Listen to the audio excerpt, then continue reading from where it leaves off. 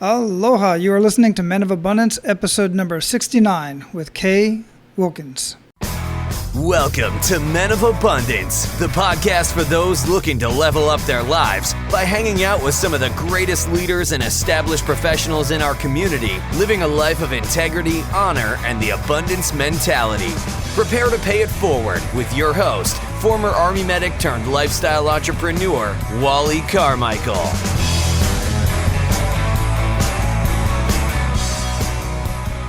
What's up, Men of Abundance? I am so excited to be back here, and I am glad you're here as well. By the way, why are you here? Seriously, I really want to know why you're here. I would love to know what, if anything, that you're getting out of listening to Men of Abundance and listening to my rambles and our amazing guests that we have on. What is going on in your life that made you look for this podcast and made you look for a group of men who are living a life of abundance? And I don't mean that just in a negative way. Many of you, like myself, live an amazing life. You're doing very well for yourself, but you realize, like me, we can do more. We can be more. And we're striving to do that. That's what I'm doing. So that's why I've put together the Men of Abundance community so that we can have these conversations. I'm going to talk more about the Men of Abundance community in just a minute. But just know this, there is a community out there for you. And this community is not just for the guys who are down and out and not living the life that they want to live. It's also for those of you who are living the life you want to live, living a wonderful life, but know you can do more and be more. And we will certainly talk more about that here in just a minute. But first I want to introduce you to our featured guest today. Men, I have told you many times, I've mentioned it several times on the show in conversation and otherwise, that we have a lot to learn from women. And to prove that point, I want to mention a movie that my wife and I just saw, which is called Hidden Figures. If you haven't heard about this movie, it is in theaters right now, and it is truly an amazing story that was not in my history books and certainly should have, because these women are, without a doubt, a very integral part of our history, especially our space program with NASA. Without these women, John Glenn would have never been able to return back to Earth safely. In fact, even after that initial mission where John Glenn orbited around the Earth and was the first American to do so, he continuously called on Katherine Jackson, one of the computers. They referred to them as computers back then, but she was a mathematician. She's the one that made the calculations that got him back to Earth. And the other women, Dorothy Vaughan, Mary Jackson, Kristen Darden, all of these women, these are just 4 of the 30-some-odd women that were basically kept backstage, if you will, hidden from the public because of the color of their skin and because of the fact that they were women, because even white women weren't treated properly at NASA and in corporate America at all in those times, in fact. And it's my belief, and I know this to be true to the bottom of my heart, that we have missed out, we as humans have missed out on so much because for so many years we have completely discounted the contributions of our women. And believe it or not, it's still happening today, right here in the United States and definitely around the world. I think I've made my point, but if I haven't, make sure you go watch the movie and continue to listen to Men of Abundance and get involved in our community, because you're going to be hearing a lot more from women here on Men of Abundance. And after this conversation with our featured guest today, you're going to see exactly why. Our featured guest today is the Director of External Relations for the Southeast and Caribbean Division of the American Red Cross.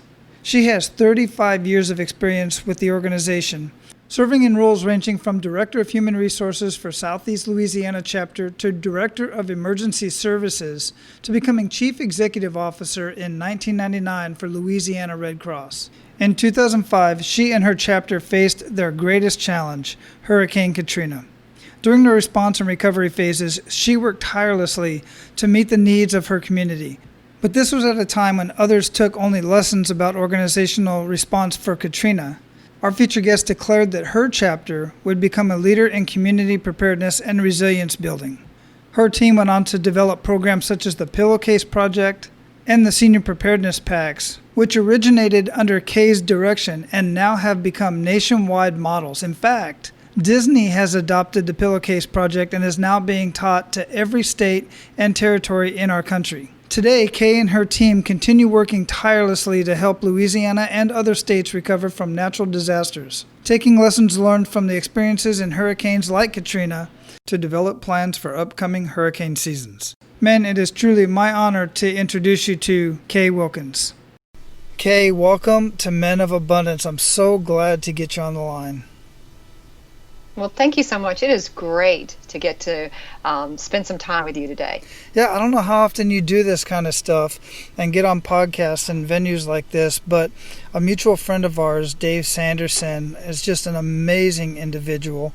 And after our conversation, after we talked the second time, and the second time was when we had a conversation for the show for Men of Abundance, afterwards we got to talking and he said, I'm coming to Hawaii, and I'm going to be meeting with one of the directors down there for the Red Cross, the American Red Cross. He said, but I have a question for you. He said, would it benefit you, or do you think that you'd like to have a conversation with Kay Wilkins, who is the CEO of the southern region of the American Red Cross? And I was like, are you kidding me right now? How amazing would that be? And now here you are. Here I am.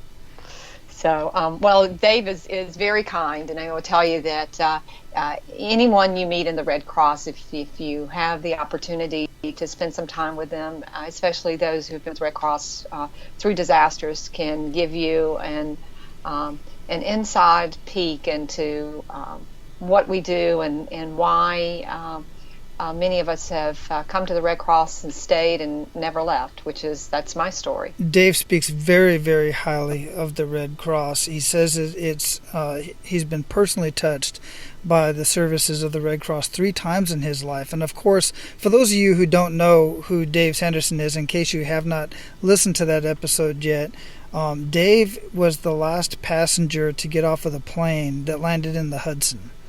And he is an amazing individual besides that event. He's got so much going on in his life even before that event. But since then, obviously, he's, had the opportunity to talk about that and share that story with many people. He's written books about it and stuff. So I just wanted to make sure you knew who we were talking about in Dave Sanderson. Well, I tell you, he's a delight to speak with, and everyone who has a conversation with Dave walks away changed, because he's just got an energy about him that is very positive, and you can tell he's someone that you just would like to spend time with. He is, and like I was telling you before the show, when he called me out of the blue, I didn't even have his number on my phone, and he calls me and he says, "Hey Wally, this is Dave Sanderson." I was like, Who exactly? I had just recently been introduced to him and contacted him, and then when he contacted you, I was very impressed that he made the connection between you and I. And within, it was less than a day later, you contact me and say, "Hey, let's set this up," and that was less than a week ago. And so here you are. So, okay, before we get too much into the show, I like to start the show out basically the same way I pretty much start out every single morning, which is with an attitude of gratitude. What do you have to be grateful for today? Well, Wally, I just this week packed away all the holiday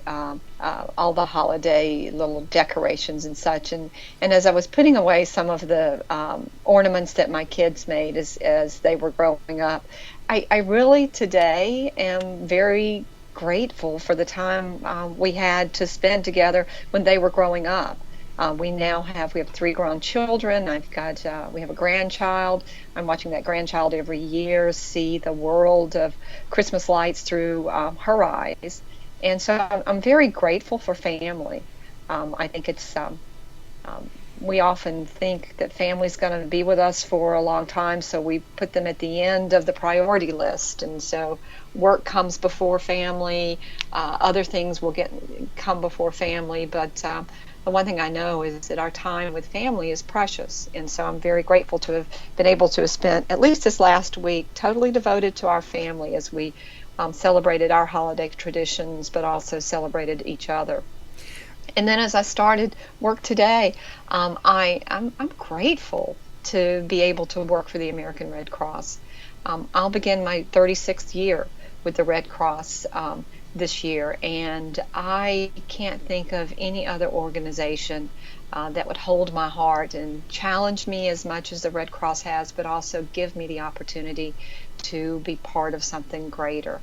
and the people I'm able to work with, both our staff and our volunteers and our donors, are just tremendous. They're the ones who give me the energy every day to get up and do what I do, because they're responding to people who've had disasters that have upended their lives, and without even a thought to themselves. So very grateful for both family and the organizations that I work with. Yeah, I can only imagine that is just extremely rewarding. But 36 years, I can't. Who works for one organization for 36 years anymore? Now, I will say I worked for the U.S. Armed Forces, for the Army, for 25 years, but it was kind of different. Even though I worked for the same organization, I moved every 3 to 4 years. So it's almost like I worked for somebody else every 3 to 4 years. But how do you do that? 36 years. Well, I will tell you first, thank you for your service, because one of the services that the Red Cross provides is, we're the communications link between members of the armed forces and their families at home. And so I appreciate and thank you for your service. How do I do it? I really, 36 years ago, started out just going to volunteer with the Red Cross for about 6 months. And in those 6 months of volunteering, I saw an opportunity to make a difference in the world. And so when I was offered a position there, I took the position and still had thoughts of maybe being a stay-at-home mom. But Red Cross just got literally into my blood. And every day is a different day within the Red Cross. Disasters occur, and I've been able to talk to people at some of the worst times in their lives, but also offer them a shoulder to lean on, or a hug, or even a hot cup of coffee if it's a fireman. And I've seen the thankfulness in their eyes, and the hope that being able to do something like this brings to them. And for me, it's not a vocation; it's more of a mission. And as you were saying that, it reminded me, and I can't believe I didn't even think about this before we got started here, but I have a lot of interaction with the Red Cross throughout my career, because we always end up getting that dreaded Red Cross message. And what that is, in case for those of you who don't know, is when we're on staff duty, we call it, or on CQ, charge of quarters or something like that, and I was a first sergeant for a while as well.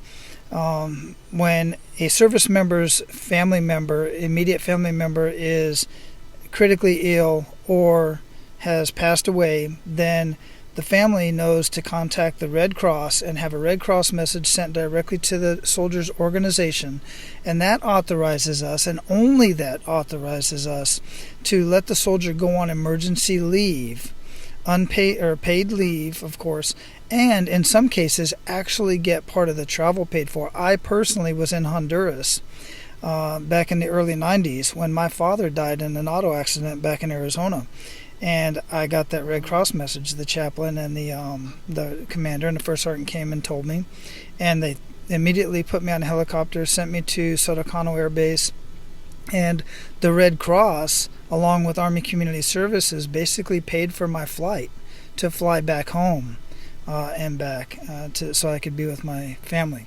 And I thank you personally for that very much. The whole, entire American Red Cross for doing that. Well, it's coordinated by a group of tremendously compassionate staff and volunteers, and it's that as you were traveling home, I'm sure there was a Red Cross volunteer or staff member who kept your family aware of where you were too, because that's the other thing we do when we unfortunately have to get a service member to come home, is we try to stay with that family member via phone calls until they tell us that everyth's fine. Correct. So, absolutely. Yeah, we stay in. We stay in constant communication with the Red Cross, and you guys don't let up. I'll tell you, you're constantly calling and saying, "Where's the soldier at? Where's the family members at? Where's?" And we're like, "Goodness, look, we don't." I've had those nights, those long nights. So Kay, I really want to. I like to get to know the person behind the greatness. We know the Red Cross. It's an unbelievable, beautiful organization. in many ways and does so many amazing things around the world. But today we want to get to know you.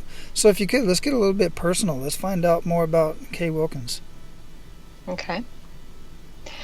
Well, let's see. I've told you a little bit about myself already. We have my husband and I have 3 children. I have lived in New Orleans for almost 40 years now. I was the CEO of the Red Cross during Katrina. My children grew up with the Red Cross mom. My children very early learned the value of volunteering, and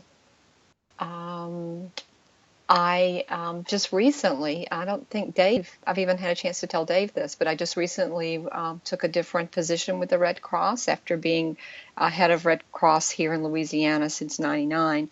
I now am Director of External Relations for the Southeast and Caribbean division of the Red Cross. And so we'll be working with 6 states and Puerto Rico and the Virgin Islands to help coordinate our response during non-disaster times, but also strengthen a response during disaster times.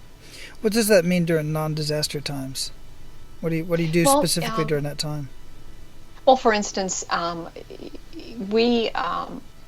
chapters are the first persons called when there's a residential fire. So we've already talked about.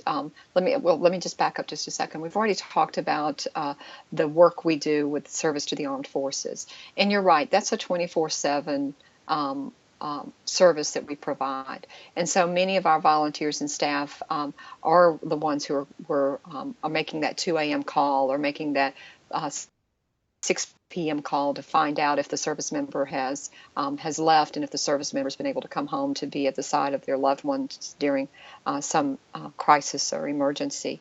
But we also, something other people may not know, is when there's a residential fire, the American Red Cross responds.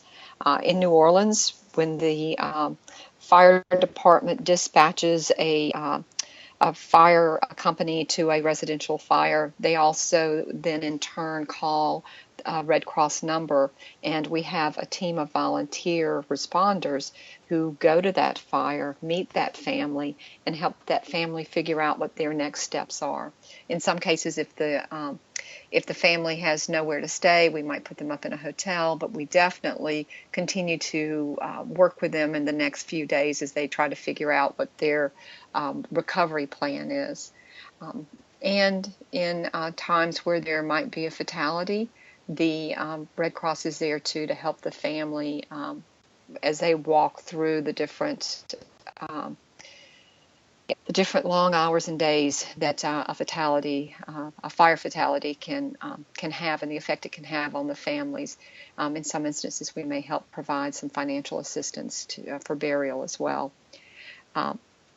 But that's considered a non-disaster time for us because it's happens every day for us. Every 7.5 hours in New Orleans, for instance, we're responding to a fire.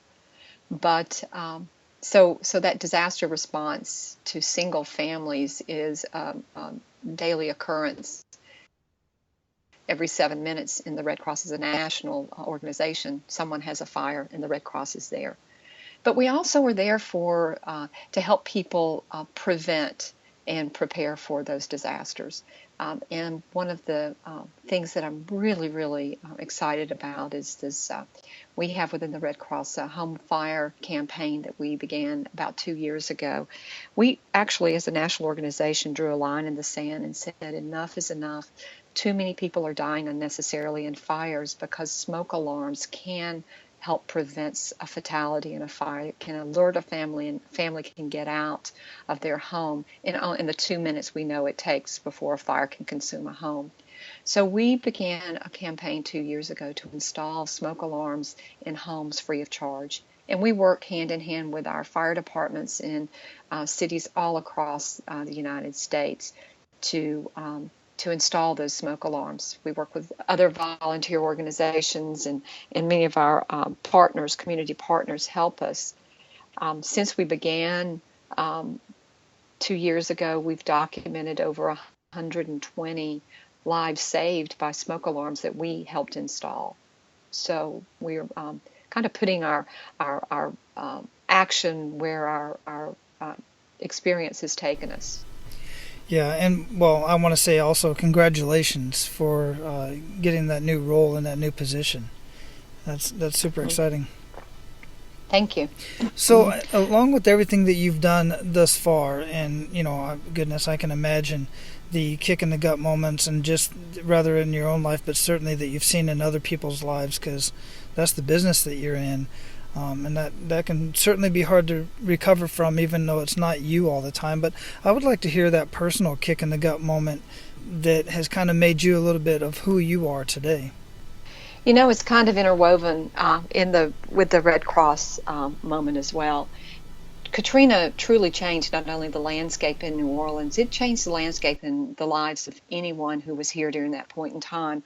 Not only New Orleans, but also the Gulf Coast and coast of Mississippi. But for me, my kick in the gut moment actually came 2 weeks before Katrina. My mother passed away from lung cancer 2 weeks before Katrina. My mom was relatively young, and her passing was a blow to many people, and certainly a blow to our family. And so I had just traveled back from Alabama, and where my mom and where my mom had lived and my father still was, the week before Katrina hit.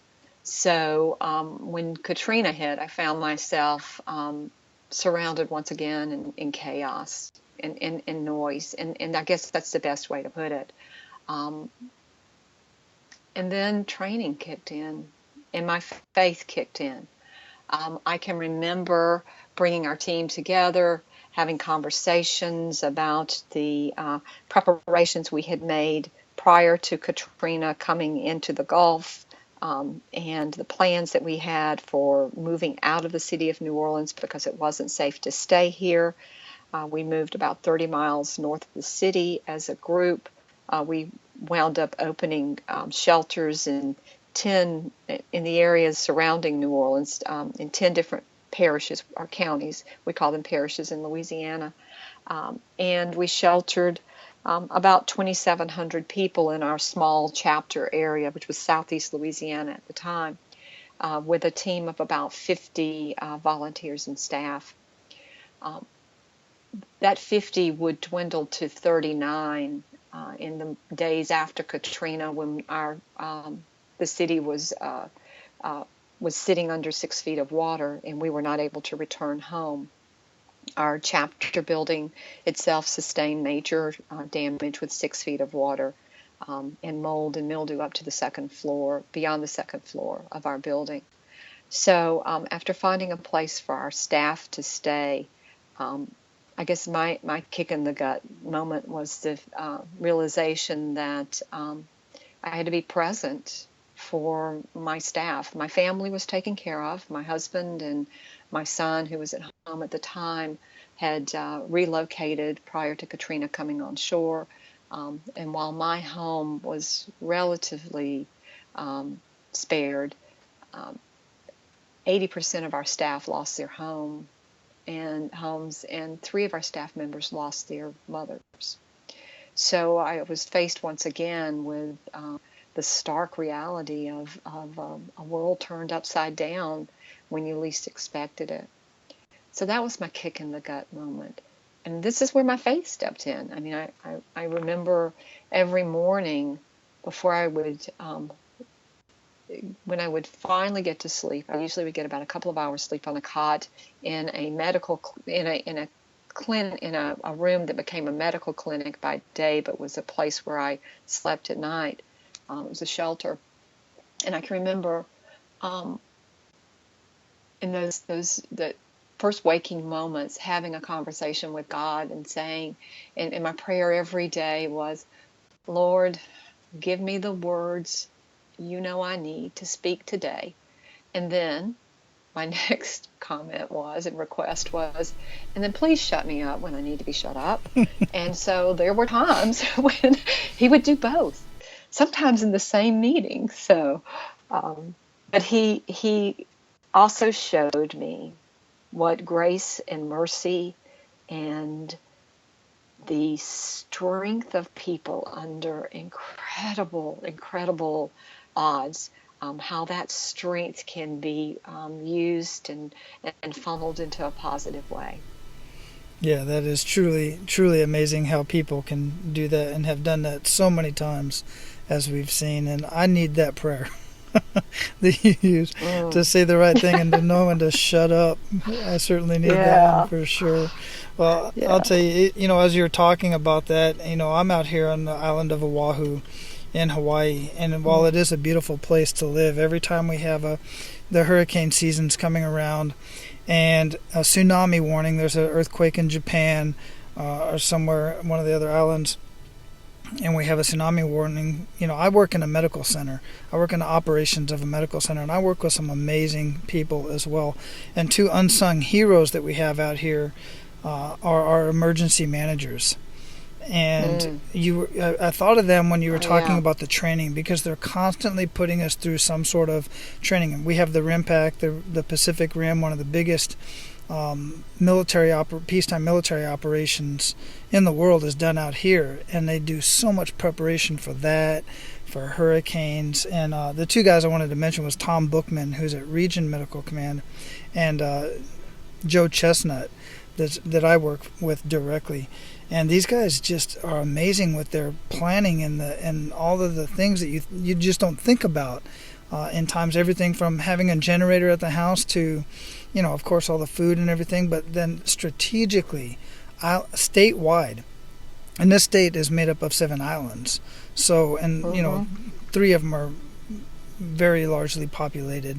But they coordinate with all the hospitals, and they coordinate how much blood is available, how many beds are available, what the transportation looks like. What will the transportation look like? Because we've only got 3 roads on this island, H1, H2, and H3. And if H1's down, the whole island shuts down. So we're kind of sitting ducks out here. But they do amazing at making us feel as safe as we possibly can.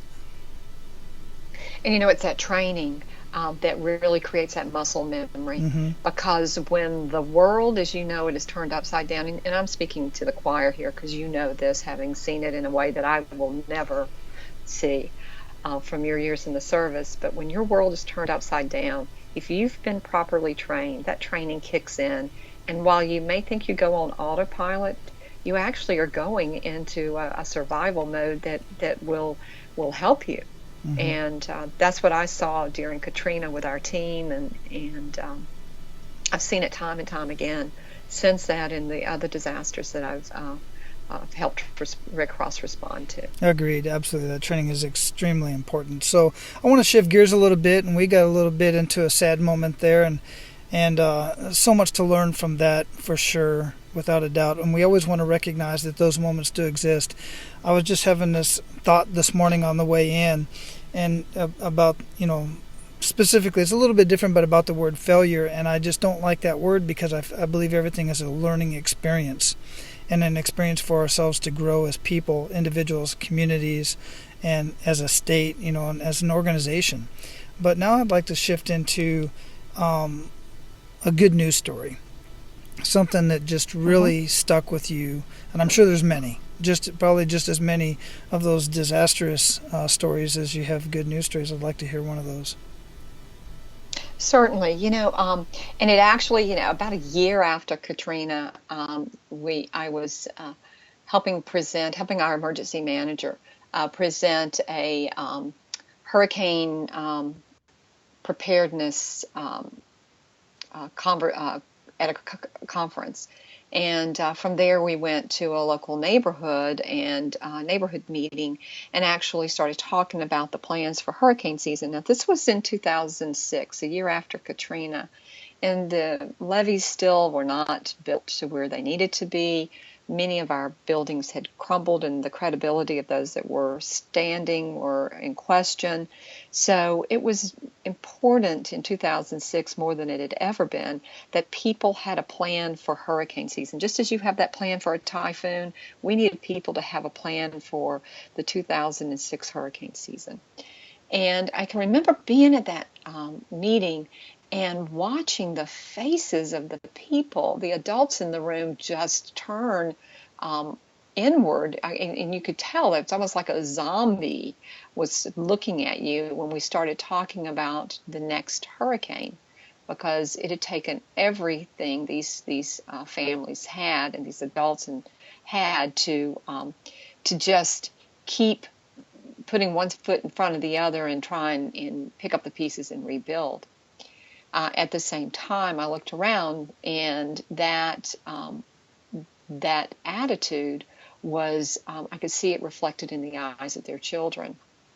So I went back to this, again, had an amazing group of people that had come together after Katrina, because we were, and I still am, eternally grateful to everyone who came in to help after Katrina and offered us their skills. And I had some really, really great child art therapists who were working with us. And I said to them, I can throw up, I can bring a backpack filled with things that you should put together for a supply kit, but it's just, it's falling on just ears that are not in tune to listen. And I just don't know what to do. And so we did a lot of brainstorming, and the conversation kept coming back to the children. And so I remembered a story from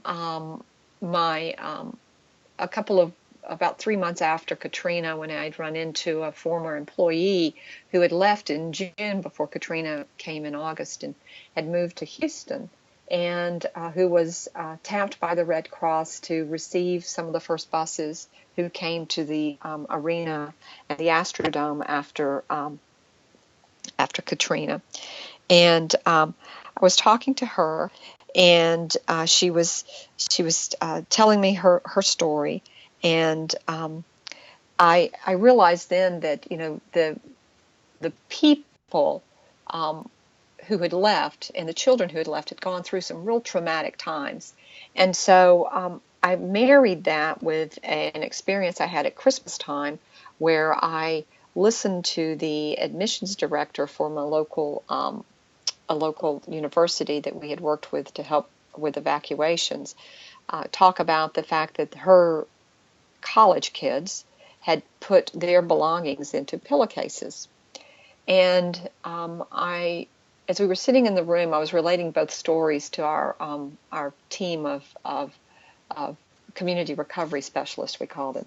And we came up with an idea of creating a pillowcase that would have on it everything someone should put into a disaster supply kit to be ready for hurricanes. And it could become the receptacle of the flashlight, of the food, of the cards that you want to play, the games that you want to put in there, mementos, important papers.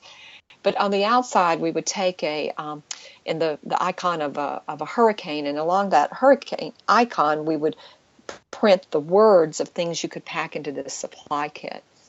And so I shopped it out to a couple of donors, two of whom were willing to give us some dollars so that we could have some pillowcases silk screened.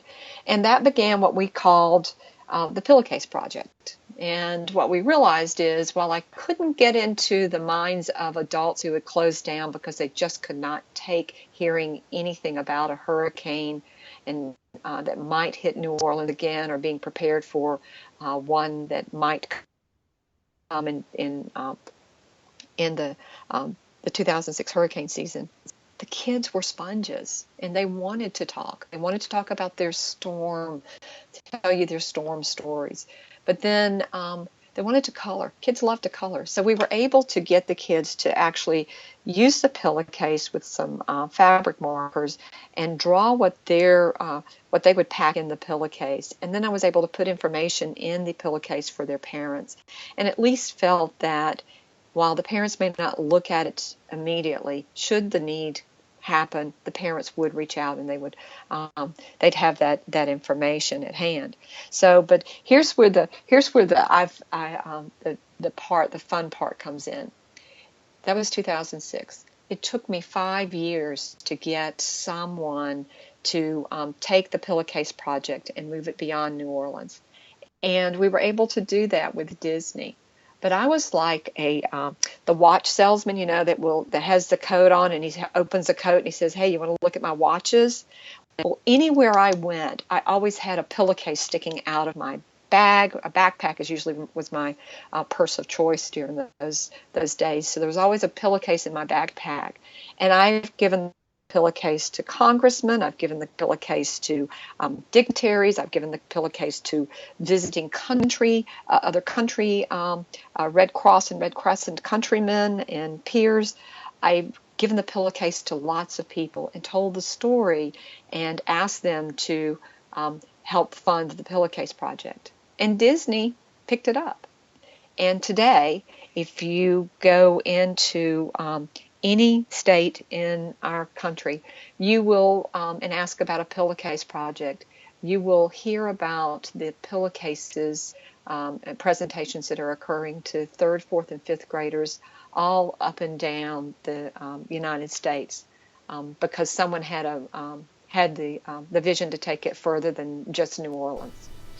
That's a really cool story, and it's cool for another reason too, because as Dave and I were talking the other day, and we were talking about the Red Cross, he said, "You know that the Red Cross is the 2nd largest known brand in the world, right behind Mickey Mouse." Yeah. So the two largest known brands in the world are partnered together on this pillowcase. It's just amazing. Amazing story.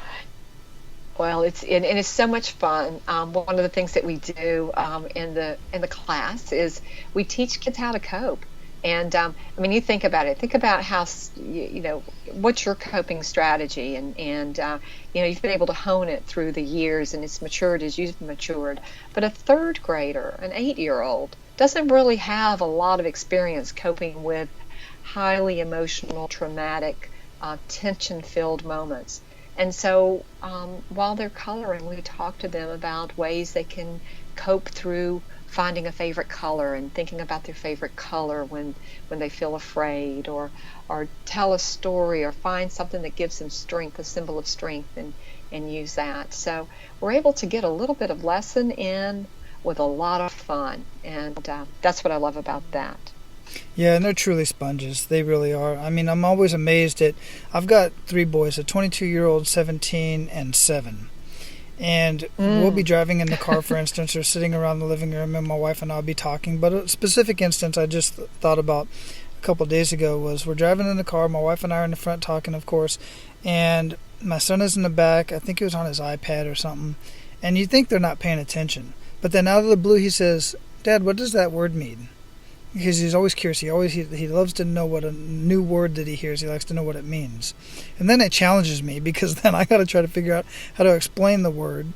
But then he soaks it up. He goes, "Oh, okay." And then he'll use that word later down the road. I'll hear him use that word in, almost the correct term, almost the correct manner. But it's just so neat to watch them grow and their brains grow. And it's so cool that you guys thought about that the children at that age are just sponges, and then of course they do influence their parents in that way too.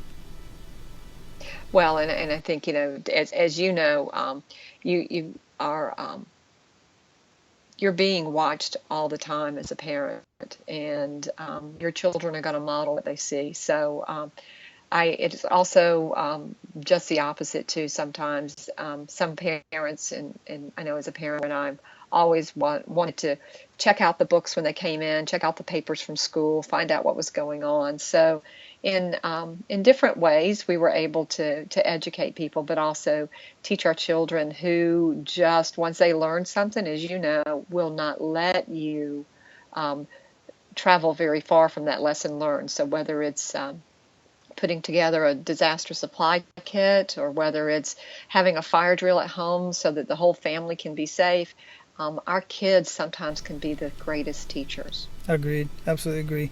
Well, I can go on and have this conversation forever, Kay, but I want to respect your time as well as that of Men of Abundance. So we're at the point where we're going to pay it forward. Are you ready for that? I'm ready. Excellent. I'm ready. Okay, cool. Hey, man, I'm pretty sure that you've heard that you are the average of the 5 people that you spend the most time with. Well, if you haven't, you have now. And it's absolutely true. Something else you may or may not have heard is your environment will change you before you change it. So what does this mean to you right now? Well, you're either here listening to this podcast because either you are looking for change in your life or you're looking for a way to create an environment to change somebody else's life. And while one person, one man, can have an influence on others, a group of like-minded men headed in the same direction can certainly influence others on a much larger scale. And that's exactly why I've created and building this Men of Abundance community for men like you who are looking to change your environment and upgrade your five. Now let me clarify that. I'm not saying that the men in our community are any better than the men you're currently hanging around with. They just have a different mindset. And if the people that you're hanging around with right now are not moving in the direction that you want to go with your life, then it is important for you to get around people who are. Get around men who are moving in the direction that you want to go. And all of you, every last one of you that are listening to this right now, have something to offer to another man. And you may or may not know how to share your knowledge and your experiences with other men. That's just another thing that you're going to get out of this Men of Abundance community, is you're going to learn how to share your knowledge and your experience in your community and even within our community. So when you're ready to join our Men of Abundance community, just go to menofabundance.com, go to the Members Only tab, and everything you need to get started is right there. All right, let's get back to the show. So give Men of Abundance 1 to 3 actionable steps that they can take today. Well, I thought about that. So the first step I would say is be present. Put down that cell phone. Put away thoughts of what you have to do tomorrow, but be present. Be present with your the people you work with. Be present in conversations with your spouse or those you love, and be present with your kids.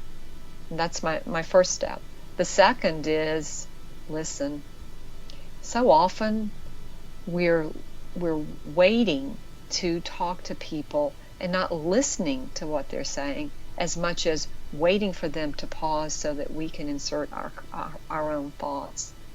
And so I've learned through the years that if I'm present and I listen, then the third step is present, listen, and then just pay it forward by being kind.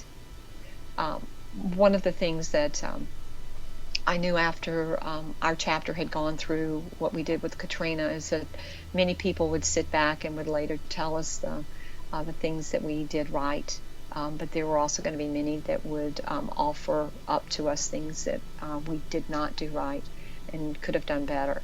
And so one of the first conversations I had with our team when I was able to see them after Katrina was to encourage them and urge them to be kind to people who didn't have the gift of their experience, because to me that's what kindness will go a long way. I've seen kindness melt the heart of someone who is just angry because they've lost everything and they have nowhere else to turn, and there's the other places they have turned have been dead ends for them. I've seen kindness turn their anger into maybe not happiness, but at least a sense of gratefulness. I've also seen kindness when people are in a place of despair, where the kindness sometimes is just giving them room to grieve, and then being a silent presence, and being there when they get up from their knees and are ready to stand again. And then I've seen kindness with our kids. I've watched them share. I've watched how one act of kindness can multiply into 10 acts of kindness. And also, the hardest thing to do is to be kind when you don't want to be. And so that would be my 3.1 action step is, even if you don't want to be kind. Yeah, I can find that that's very difficult in many situations, but very, very great advice and great actionable steps for sure. And all very simple to do. At the same time, very hard not to do in some cases. So especially putting that cell phone down. Many people need to practice that much, much more often. In fact, my wife and I, she doesn't know it, but her birthday is coming up in a couple weeks, and that week's full with my son doing some stuff with the church. So I'm going to surprise her this weekend, and she's going to have a spa day, and then we're going to have some time, and we're putting the cell phones away other than just making sure that we can communicate with our kids, because we just need to do that once in a while. Great advice. It's the greatest gift. It is the greatest indeed. gift. Is time. Yeah, absolutely. And unconditional time and uninterrupted time. Mm-hmm. So what daily habits make up the biggest impact in your life, Kay? I exercise, and I get up every morning at 5 a.m. and I exercise with a group of men and women that I've been exercising with for years. And we're responsible and accountable to each other to be there. And that exercise helps set me on my day. I've recently started meditating with a friend of mine. We're doing the same program. And while she's doesn't live in the same state I do, it's a way for us to stay connected. And of course, there's that prayer all the time. And by the way, Wally, I still ask God to give me the words I need to speak. But more importantly, please shut me up when I don't need to talk. And I can see where that comes in very, very handy, especially in your line of work. Because people can be so critical about every little thing that's said, especially out of context, especially when people are only listening to snippets of what somebody is saying. And when you're in a situation like you're in and you say something and just a portion of it is taken out of context, it's just a terrible situation to be in. Mm-hmm. So it can be. Yeah. So what book would you recommend to our abundant leaders, and why? I just finished The Oz Principle a year ago, and I really like The Oz Principle. We all are very familiar with The Wizard of Oz, Mm-hmm. But the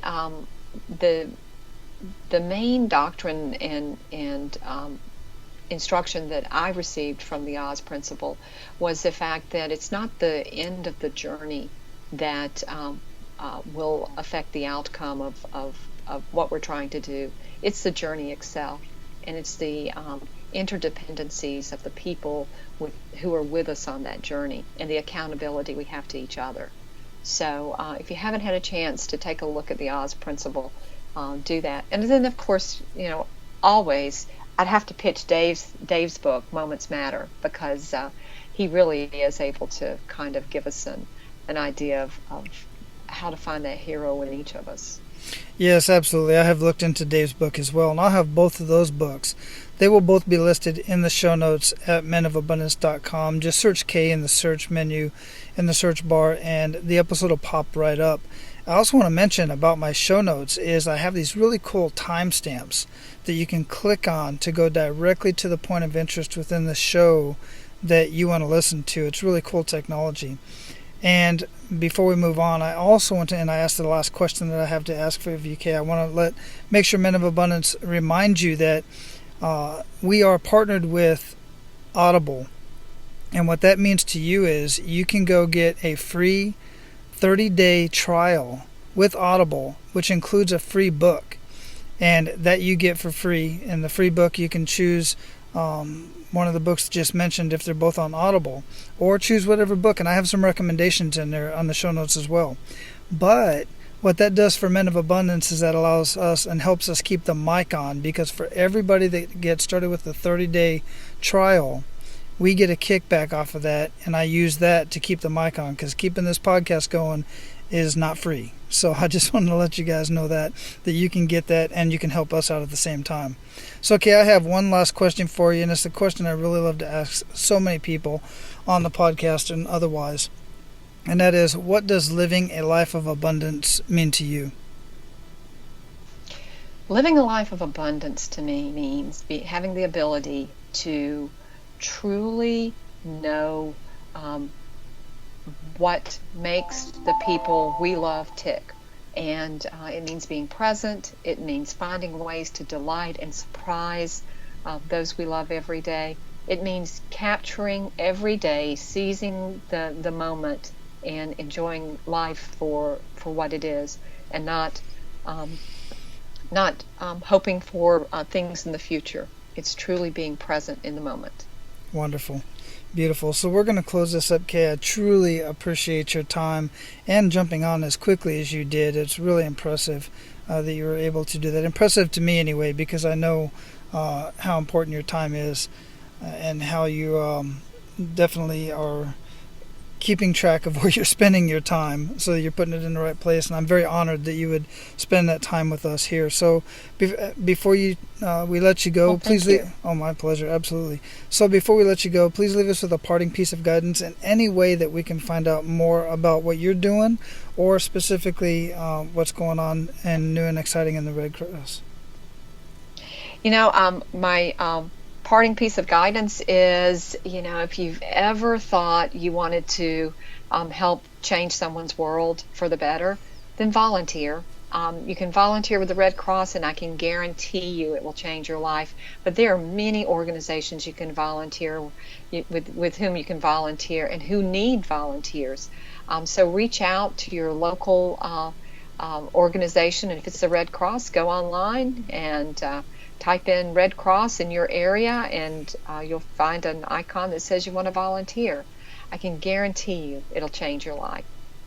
And the way to reach me is through that Red Cross, k.wilkins@redcross.org. Wonderful. Kay, again, I appreciate your time. And Dave, if you're listening, thank you for making the connection. Truly appreciate that. This was a wonderful conversation. I had a lot of fun. And I'm honored to have had this conversation with you, Kay. Well, Wally, thank you for what you do, and I appreciate the fact too that there are women listeners to Men of Abundance, and just know that you've added one here in New Orleans as well. So thank you again for what you do. Awesome. Thank you very much. Have a good day. Bye-bye. Bye. All right, men, that's all I got for you today. Thanks for sticking around to the very end. And ladies, I know you're still listening too. I want to thank you personally for sticking around and listening to the end of the show, but more importantly, just sticking around to put up with all of us knuckleheads. Some of us certainly are slow learners, and the rest of us may never learn at all. But either way, be patient with us, and just know we truly do mean well. We definitely want to be there for you and support you in everything that you do. If you like what you're hearing here, I would love for you to go to iTunes, leave a rating and review, and tell us what you think about the show. And man, make sure you go check out our community at menofabundance.com. Just click on the Members Only tab, and I'll give you access. Now go out and live your life of abundance, and make sure to pay it forward. That's all for today, Abundance Leaders. For more about our guests and the powerful information we shared with you today, be sure to sign up for our mailing list at menofabundance.com. We appreciate your time and look forward to hanging out with you on our next episode. So until then, be sure to pay it forward and live your life of abundance.